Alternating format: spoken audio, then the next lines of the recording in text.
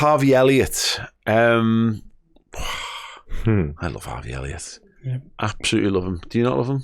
Yeah, I think Jürgen, his interview was the one regret he's got is not playing him more, not picking him more. You know what does my head in about what's happened to Harvey Elliott this season is that every time they've needed someone to go and do a job somewhere else, it's been him. And everyone else, he must be sitting there going, Soberslai's playing right side, there's Gravenberg's playing right side, there's McAllister, Curtis playing there this week. Every time I play that, I'm better than them. But Mo Salah's injured, so I'm playing right wing, or Mo Salah's an African, so I'm playing right wing. Harvey Elliott, the right winger, he's nothing. He can't do it really to what Liverpool need. Harvey Elliott, the number 8 on the right hand side, is very, very, very, very good. I end up giving him an 8.5 because I believe you have to mark him on the performances, and I think on that most of the time on that right wing, it wasn't good. Not his fault, but he did play there. But when he plays in midfield, I think you see the impact. He's also getting this reputation, isn't he, as the sub?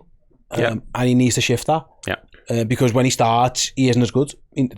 Towards the end of the season, he definitely did become that. I thought Wolves last game of the season, he was awesome. But he needs to get in the team from the start and perform. Otherwise, you are going to find yourself in the Phil Neville-esque role of I'm off the bench, someone's in, I'm first sub on, I'm first move around, everything that. I think of everyone who played right-sided of the 8, he was probably the most consistent of all of them. But obviously the manager, there must be something he's not doing because the manager kept trying to pick someone else. Well, he's not, sadly for Harvey, is that he's not a yard faster and half a foot taller. Yeah, and I think there's times where that is a considerable factor when you're trying to put it's about defensive structure, actually having another guy to defend corners and all that kind of stuff. Especially when you've got Endo and McAllister who aren't the tallest. Absolutely, and I think ultimately with the running of the season, they went, who gives a shit? Yeah. Let's just get the fittest, most informed lads on the pitch and let it sort itself out. And that's a bit like when Klopp talks about not playing Nat Phillips and Reece Williams until probably late because he didn't trust them, but then there comes a point where he's got no point but to trust them, and then they earn that trust. And I don't think it's quite as stark as that with Elliott, but 50 odd games, aren't listen, somebody's got to be your 12th man. Like, someone's got to be that other guy who comes in, and it's not like 12th man means constantly sub. Doesn't mean you do start games, but I think it is fair to say that there was a spell when he was just better off the bench. He seems to impact the game a little bit more, a little bit better. I don't totally disagree with your point on the right wing thing, but I also don't 100% agree, is that there are games when you've got loads of possession and the team have got the bus parked and you can have all the pace in the world, but if there's nowhere to run into, then who gives a shit? Having someone with his football brain is a useful attribute. The best example of that was last season against Rangers in the Champions League, and he's just unbelievable because you're playing against a slower team for a start. He's playing against a SPL team, and he has a really good game in that. But I love Harvey Elliott. I think he's a gem, and it's worth remembering, Dan, he's 21. Yeah. So as much as he might get pigeonholed as the super sub or whatever, in reality, at 21, getting this amount of appearances and this amount of minutes in a team at this level for like the 3rd season running, that's him growing into being a professional footballer. Yeah, most definitely for me.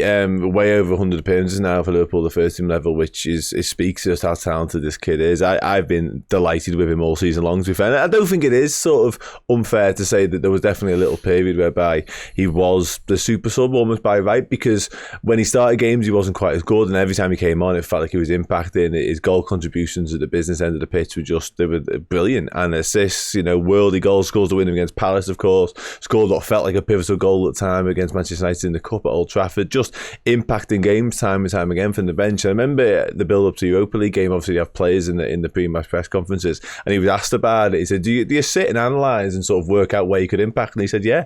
So it was clear, it was evident for all to see, even himself, that he was making a sort of a tangible impact every time he came onto the pitch because he worked out how to do so, and that's impressive on his behalf for somebody so young to sit there and do that. But back in the season, for me, he's already started to shake the I'm a super sub tag, like he was phenomenal, absolutely phenomenal, and one of the first names on the team sheet for me because he was putting out those similar types of performances over the course of 70, 80, 90 minutes towards the end. So I'm honestly delighted with him. I think I just about agree with your point on the right wing. I don't love it, but I think there are certain games whereby it's perfectly fine for him to do that job. If you've got Conor Bradley in the team, for an example, around him instead, who's just flying down the outside and he's cutting inside, because Mo doesn't fly as much anymore anyway. So if you're playing all your football in the final third of the pitch, and your fullbacks are providing your pace, and he can cut in and just pick those pockets on the edge of the box and find passes and stuff, then there's also no two ways about it for me. I think Klopp would maybe never admit this, even in his most unguarded now, but he mentions the fact that obviously he regrets not playing him more. That for me is solely down to the fact he's in 6 foot plus and quicker. That it's as simple as that, because he even played Cody Gakpo in there, Gravenberch, Szoboszlai, all of them over 6 foot tall. Where we fucked out was the derby.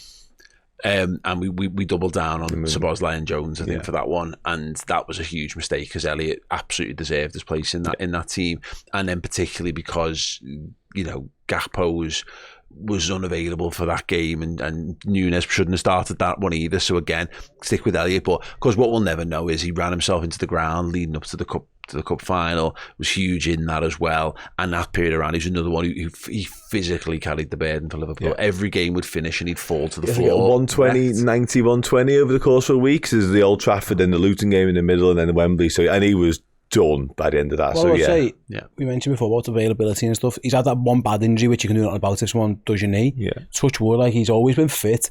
Like Harvey Elliott's always available. The bad injury was again Leeds, and you could do about it a couple of years ago. 50 odd games again this season, available for pretty much every single game, and he. Not by the way, in like when you got Adam Lallana running fitness, but he could do 70 and his race. But by the end of the season, he's played every week and he's looked one of the fittest players at the end. He ends the season really well, which is he cemented his place. Well, the goals against Tottenham, he gets I think he gets a couple of assists late on in the season. Gets his last game of the season. Can score goals, probably needs to score more. Yes, I think it's a 4. Yes. The other thing worth mentioning, he's better than that. Yeah, he is better than that. But then 11 assists to tip it over. Well, no, the only players who get more assists in the season across all comps are Darwin Núñez and Mohamed Salah than Harvey Elliott. He's done a great job. More assists than Trent. Done a great job of stat padding against Sparta Prague. Got an eye for pass, and his crossing's really good as well. Well, the crossing's the one. Like the assist to McAllister last game. He's got that in. But you say exactly what you're saying. That like in his final 3 games of the season, it's a goal and 3 assists. It's an assist in each of the final 3 games as well, I think, against Villa. But the other thing I think worth mentioning, Harvey Elliott, and it's not a point that's not been made before, so forgive me, but Liverpool fan runs through brick walls for you know what I mean? So we'll never lose that from him. Yeah, and it's been said, and Paul Tompkins has done a lot on the data on this about like Salah's pressing. He doesn't press as much. He doesn't take people on as much. He doesn't run back as much. He doesn't do defensive work. Elliott will do all that, and that was kind of my point on it when I was making it about a couple of players. Curtis Jones was the most recent one.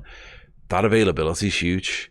That's that people were critical of like Gini Wijnaldum. Did he score enough goals? Did he have enough skill? Whatever. He was there every week, and actually just having that, and knowing what you're gonna get out of a footballer. And I don't even, because no one knows just how good Elliott can be. So okay, 9s, 8.5s. We having the 9 as far as I'm concerned. I thought it was a brilliant season from him, and maybe we'll look back and like laugh that we think this is a 9 level from Elliott, because this might only be a 7.5 or an 8. Because if he starts next season, now he finished this one, then he's on course for the 10 out of 10 season quite easily.